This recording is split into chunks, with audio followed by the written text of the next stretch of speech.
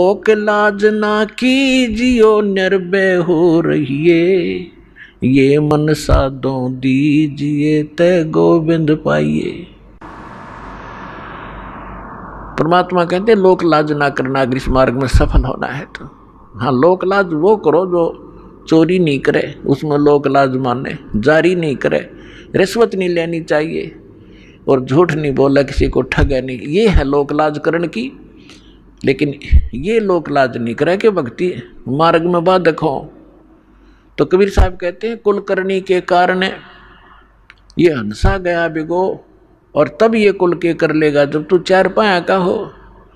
आज तो अपने कुल के लोगों की शर्म मान के, मर्यादा भंग करके उनकी क्रियाओं को कर लेते हो, और फिर तुम चार पांव के पशु गधे कुत्ते सूअर बनकर गली में घूमोगे, तब वो तुम्हारा कुल तुम्हें क्या बचाव कर सकेगा। तो यहां कहते हैं लोक लाज ना कीजिए निर्भय हो रहिए, और यो मन साधो दीजिए तो गोविंद पाइए। इस प्रकार हमने किसी भी कारण से आपकी कोई ऐसी घटना घट भी जाती है आपके घर पे, तो उसके दो कारण हो सकते हैं।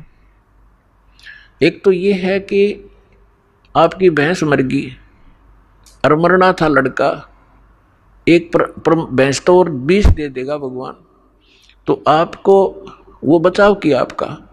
फिर दूसरा ये होता है कि जैसे कई भक्त होते हैं दुखी होकर आते हैं, कुछ एक को तो आप देख रहे हो, जैसा बहुत अनुभव सुनते हैं भक्तों की अपनी आत्मकथा, कई तो ऐसे होते हैं आते नाम लेते हैं और तुरंत ठीक हो जाते हैं अधिकतर, और कुछ एक ऐसे होते हैं नाम ले भी लेते हैं, 2 4 10 बार चक्कर भी लगा लिए, राहत नहीं, जो वो सोचकर आते हैं कि हमें ये होना चाहिए और वो नहीं हो रहा, तो वो ये सोच बैठते हैं कि मुझे तो कोई लाभ नहीं हो रहा। तो उसके कारण आपको बता दिया, बहुत से ऐसे हैं कि जैसे या तो मर्यादा भंग आपकी।